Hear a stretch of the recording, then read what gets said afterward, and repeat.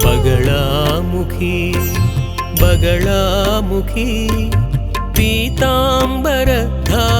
बगलामुखी। जय जगन्माता देवी बगलामुखी। ओम ह्रीं बगलामुखी वरदे सर्वसौभाग्यप्रदायिनी। समस्त भक्तानां सर्वाभीष्टं साधय साधय హ్రీం ఓం స్వాహ. ఇప్పుడు మన వేదశాస్త్రంలో ఉన్నటువంటి చాలా విషయాలు జనాన్ని తికమక పెడుతున్నాయి. జ్యోతిష్యంలో ఉన్న విషయాలు, వాస్తుశాస్త్రంలో ఉన్న విషయాలు, రత్నశాస్త్రం అందులోని విషయాలు, ఇలాంటి చాలా విషయాలు జనానికి, చాలామందికి ఏమని చెప్పచ్చు, కన్ఫ్యూజన్. వివరంగా చెప్పాలంటే అసలు సరైన మార్గం ఏది, సరైన వే ఏది అన్న సంగతి తెలియకుండా పోతుంది.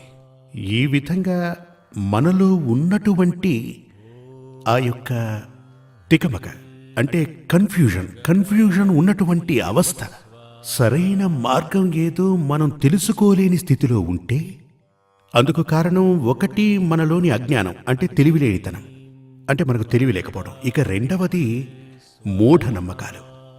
మనలోని ఈ తెలివి తక్కువతనాన్ని, మూఢనమ్మకాన్ని ఇతరులు అవకాశంగా తీసుకుని యూజ్ చేసుకుంటున్నారు.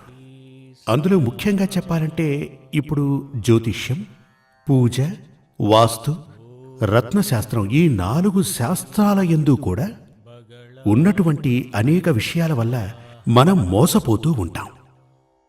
వివరంగా చెప్పాలంటే వేదకాలాల నుంచి ఉన్నటువంటి ఈ జ్యోతిష్యం ఆ భగవంతుని ప్రసాదమే, ఆ ఈశ్వరుడు ప్రసాదించినదే.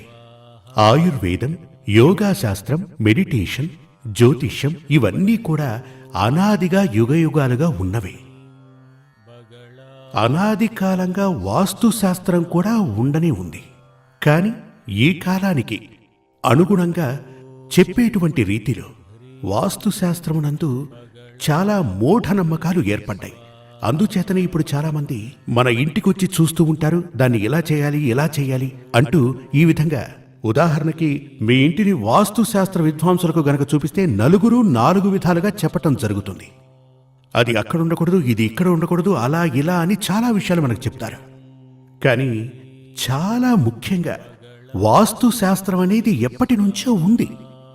అందులో ఓ ఇంటిని మీరు కడుతున్నప్పుడు ముఖ్యంగా ఆగ్నేయం వైపు వంటగది కట్టాలి.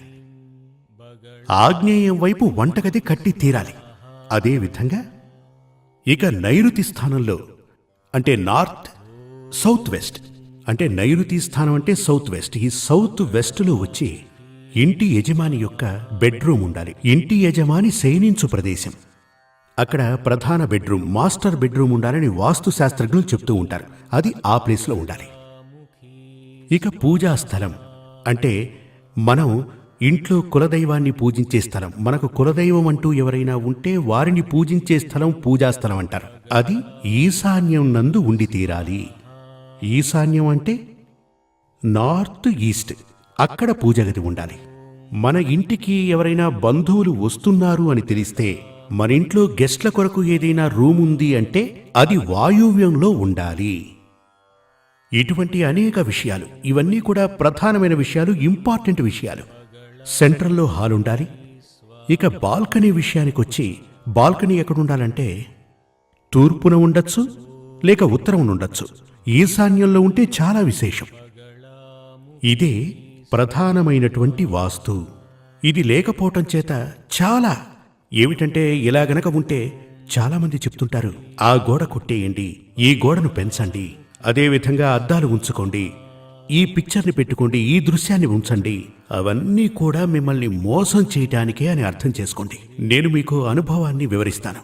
అదేమిటంటే, ఒక 2 సంవత్సరాల క్రితం చాలా పెద్ద బిజినెస్ మ్యాన్ ఒక ఆయన నా దగ్గరికి వచ్చారు. ఆయన క్రిస్టియన్, చాలా పెద్ద బిజినెస్ మ్యాన్. నన్ను కలవటానికి ఆయన కేరళ నుంచి ఇక్కడికి రావటం జరిగింది. ఇక ఆయన జాతకం విషయానికి వస్తే ఆయన ఎవరో ఏంటో నాకు తెలీదు.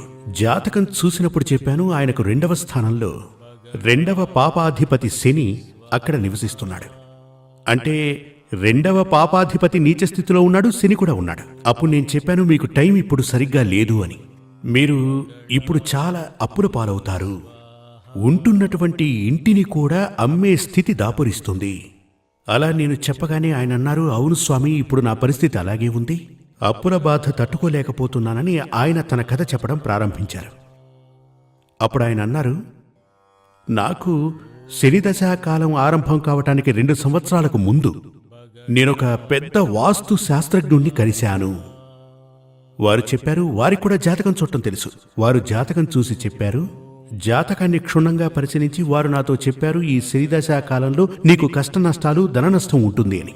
అందుచేత ఇప్పుడు నువ్వు ఉంటున్న ఇల్లు వాస్తు ప్రకారం లేదు కనుక మీరు మరో ఇంటికి వెళ్ళి వాస్తుకు అనుగుణంగా ఆ ఇంటిని మార్చుకోండి అన్నారు.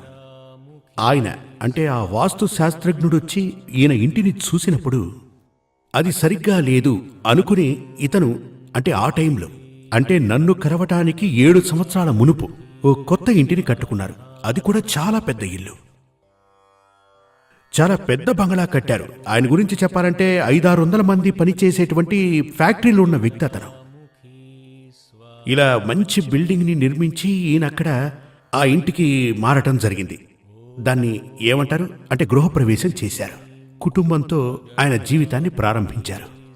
ఈ జ్యోతిష్ శాస్త్రం అంటే తన వాస్తు శాస్త్రం చూసిన వ్యక్తి పూజా కార్యక్రమాలకి ఆయన దక్షిణకు దాదాపుగా 25 లక్షల దాకా ఖర్చు పెట్టారు. అంత గొప్ప వ్యక్తి అన్నమాట అతను.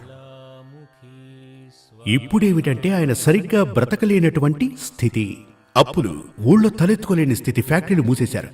అలా అని నాతో చెప్పారు. ఇందులో చూడండి, ఇక్కడ ముఖ్యంగా మనం తెలుసుకోవలసిన విషయం ఏమిటంటే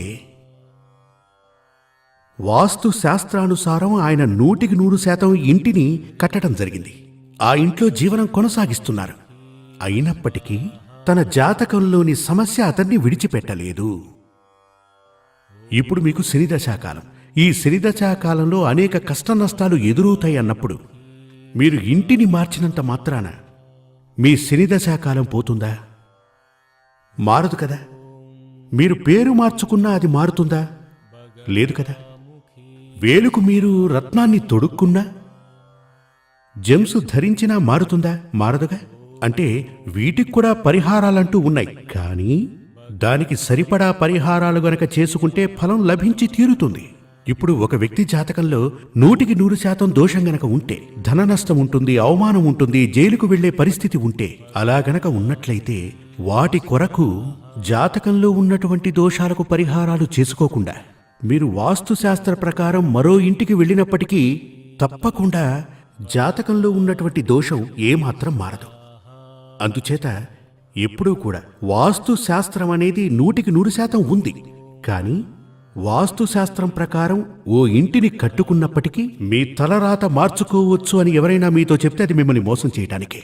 అది సాధ్యం కానే కాదు. ఒకరికి రాజయోగం ఉంటుంది. ఆ రాజయోగం 100% ఫలించకుండా ఆపటానికి ఈ వాస్తుశాస్త్రం దోహదపడుతుంది. అంటే అధిక ఖర్చులు వచ్చి పడతాయి. ఆదాయంలో రాజయోగం అంటే ధనం ఉండటమే కదా. ధనమే లేకపోతే రాజయోగం ఏంటి? అంటే ఆదాయం వచ్చే మార్గం ఏదైతే ఉందో అది కుంటుపడి ఖర్చులు అధికమై వాస్తు శాస్త్ర ప్రకారం అటువంటి ఇంట్లో గనక ఉంటే ఖర్చులు అధికంగా అవుతాయి. జీవితం అలా గడిచిపోతుంది. కానీ దరిద్రయోగం ఉన్నటువంటి ఒక వ్యక్తి 100% వాస్తు శాస్త్ర ప్రకారం కట్టినటువంటి ఇంటికి మారినప్పటికీ అతనికి ఎలాంటి రాజయోగాలు పట్టవు. విషయం ఏంటంటే మన యొక్క జాతకం అనేది మన డెస్టినీ, మన తలరాత. అది 100% వాస్తు ప్రకారం కట్టిన ఇంటిలో ఉన్నప్పటికీ ఆ దోషం జాతకంలో ఉంటే అది మనల్ని బాధిస్తుంది. దానికి ఉదాహరణగా మీకు నేను చెప్పినదే ఆ యొక్క అంటే ఆ వ్యాపారస్తుని కథే కాదు, ఇదంతా కూడా నా అనుభవమే. అదే మీకు చెప్తున్నా. ఇప్పుడు ఇంట్లో వాస్తు దోషం గనక ఉంటే ఆ వాస్తు దోషాన్ని ఎలా తొలగించవచ్చు? ఫ్లాట్స్లో, ఇప్పుడు సిటీలో ఉన్న వాళ్ళందరూ కూడా ఫ్లాట్స్లో ఉంటున్నారు కదా. ఆ ఫ్లాట్స్ కడుతున్నటువంటి వ్యక్తులందరూ యాజ్ పర్ వాస్తు అని రాసుంటారు. కానీ ఆ ఫ్లాట్స్కి ఎక్కడ కూడా వాస్తు ఉండదు. సిటీలో నివసించే ప్రతి ఒక్కరికి ఇలాంటివి ఎదురవుతాయి. 100% వాస్తున్న ఇళ్ళు అస్సలు దొరకవు. కానీ అందులో వంటగది మాత్రం ఆగ్నేయంలో. ఆగ్నేయంలో ఉంటేనే బెస్ట్, లేకపోతే వాయువ్యంలో ఉండొచ్చు. అంటే ఆగ్నేయంలోనే గనక వంటగది ఉంటే నిప్పుని మాత్రం మనం తూర్పు ముఖంగా నిలబడి నిప్పుని మనం వెలిగించాల్సి ఉంటుంది. అదే వాయువ్యం గనక అయితే మనం ఉత్తరం వైపు నిలబడే నిప్పుని వెలిగించాల్సి ఉంటుంది. ఇదే వాస్తు ప్రకారం మనం చూడాల్సిన విషయం. ఈ మధ్యకాలంలో పూజ గది ఈశాన్యంలో ఉండాలి ఇలాంటివన్నీ ఈ ఫ్లాట్స్ కల్చర్లో ఉండడం చాలా కష్టం. లేక single bedroom flats, double bedroom, triple bedroom, లేక ఒక హాలు ఉన్నప్పుడు దేవునికి పూజ గది అంటే ఈశ్వరునికి పూజ గది చాలా రేర్గా కనబడుతుంది. పూజ గది గనక ఉంటే ఆ పూజ గది ఈశాన్యంలో ఉంటే చాలా విశేషం. ఉదాహరణకి ఈశాన్యంలో మీకు ప్రత్యేకంగా పూజ గది లేకుండా ఎటువంటి గదేదైనా ఇచ్చాడనుకోండి, అక్కడ మీ పిల్లలు చదువుకునే స్థలాన్ని ఏర్పాటు చేయొచ్చు. సిటౌట్ కోసం వాడచ్చు, డ్రాయింగ్ రూమ్గా వాడచ్చు. ఇలాంటివన్నీ మంచివే. శయన గదిగా మాత్రం వాడకూడదు. శయన గది అంటే ముఖ్యంగా భార్యాభర్త పడుకునే స్థలం. వాళ్ళు పడుకునే స్థలంగా మాత్రం ఉండకూడదు. ఇంటి యజమాని పడుకునే స్థలం అది కాకూడదు, ఎందుకంటే అది దైవస్థానం. ఇటువంటి అనేక విషయాలు మన అందరం తెలుసుకోవలసిన అవసరం ఉంది. ఇప్పుడు మీరు ఇల్లు కొనుక్కోవాలనుకున్నా, ఓ ఫ్లాట్ తీసుకోవాలి అనుకున్నా ముఖ్యంగా చూడవలసిన విషయాలు: నెంబర్ 1, ఆగ్నేయం వైపే వంటగది ఉందా లేదా, లేక వాయువ్యంలో ఉందా, ఆ సంగతి చూడాలి. సౌత్ వెస్ట్లో అంటే నైరుతి మూలలో మాస్టర్ బెడ్రూమ్, ఇవన్నీ కూడా అందరూ చేస్తున్నారు. అది ఉందో లేదో మీరు సరిగ్గా చూసుకోవాలి. కొందరు ఇళ్లలో నేను కూడా చూశాను, స్టేర్ కేస్. ఈ స్టేర్ కేస్ దాన్ని ఏమంటారు, పైకి వెళ్లే మెట్లు. దాని కింద రేకులు అవి వేసి ఒక గూడు కట్టి అక్కడ దేవుణ్ణి పూజిస్తుంటారు. పూజ గది అంటారు. అది మహాపాపం. భగవంతుని తల మీద కాలు పెట్టి పైకి వెళ్ళినట్టు. అది కూడా ఇండిపెండెంట్గా ఉన్నటువంటి ఇళ్లల్లో నేను చూడటం జరిగింది. ఆ విధంగా అస్సలు చేయకూడదు. పూజ గది అంటూ సపరేట్గా లేకపోతే అస్సలు పెట్టకండి. కానీ ఈ విధంగా మెట్ల కింద భగవంతుణ్ణి ఉంచటం నా ఉద్దేశంలో చాలా తప్పు. ఇంకొంతమంది అయితే భగవంతుణ్ణి వంట రూంలో పెడతారు. ఇందులో ఏంటంటే వెజిటేరియన్ తినేటువంటి వాళ్ళైతే, ఉదాహరణకి ఈ బ్రాహ్మణ కుటుంబాల్లో వంటగదితో పాటు పూజ గది ఉంటుంది, పర్వాలేదు. ఇదే మాంసాహారం తినేటువంటి అంటే నాన్ వెజిటేరియన్ తినేవాళ్ళు ఎవరైతే ఉన్నారో, నాన్ వెజ్ ఉండేవాళ్ళు ఎవరైనా ఉంటే వాళ్ల ఇళ్లలో వంటగదిలో పూజ గది ఉండకపోవడం మంచిది. అంటే వాస్తు అనేది 100% ఉంది. ఇప్పుడు పంచాంగంలో మీరు గనక చూసినట్లయితే గృహబల శాస్త్రం అంటూ ఒకటి ఉంటుంది. మీరు కొత్తగా ఓ స్థలాన్ని కొని అక్కడ ఓ ఇల్లు కట్టాలి అనుకుంటే మీరు ఈ గృహబల శాస్త్రానుసారం ఇంటిని, గదులని అమర్చుకోవాలి. గృహబల శాస్త్రానుసారం కేరళ రాష్ట్రంలో ఈ గృహబల శాస్త్రం లేదు. కానీ 100% గృహానికి గృహబల శాస్త్రం అత్యంత మంచిది. గృహబల శాస్త్రానుసారం మీరు కట్టే ఇంట్లో గదుల అమరిక గనక ఏర్పరచగలిగితే మీకు మనశ్శాంతి, పీస్ ఆఫ్ మైండ్ ఏర్పడుతుంది, నిద్ర పడుతుంది. లేకపోతే ఏం జరుగుతుంది, కొన్ని స్థలాల్లో, కొన్ని ఇళ్లలో మనకు నిద్ర అస్సలు పట్టదు. ఇప్పుడు ఓ కంగారు ఉంటుంది. అదేవిధంగా ఓ ఇంటిలోకి ప్రవేశిస్తే బయటికెళ్ళని ఎవరో చెప్పినట్టుగా ఆ ఇంట్లో అస్సలు ఉండలేం మనం. కొన్ని ఇళ్ళు అలా కాదు, మనం వెళితే ఎవరో మనల్ని ఆహ్వానిస్తున్నట్టుగా, తీసుకొచ్చి కూర్చోబెడుతున్నట్టుగా మనసు ప్రశాంతంగా, నిర్మలంగా అనిపిస్తుంది. ఆ మనశ్శాంతి మనకు లభిస్తోంది అంటే వాస్తు శాస్త్ర ప్రకారం ఆ ఇల్లు కట్టారని అర్థం. అక్కడి వారు సుభిక్షంగా ఉంటారు. వారు సుభిక్షంగా ఎలా ఉంటారంటే ఆదాయం, ఖర్చు వాటి మీద ఆధారపడే ఈ శుభాశుభాలు జరుగుతూ ఉంటాయి. మనకు ఆదాయం ఎక్కువగా ఉండాలి, ఖర్చు తక్కువగా ఉండాలి. రాబడి అధికంగాను, ఖర్చు తక్కువగాను ఉండాలంటే ముఖ్యంగా ఈ యొక్క అంటే వంటగది, అదేవిధంగా ఈ స్టోర్ కూడా.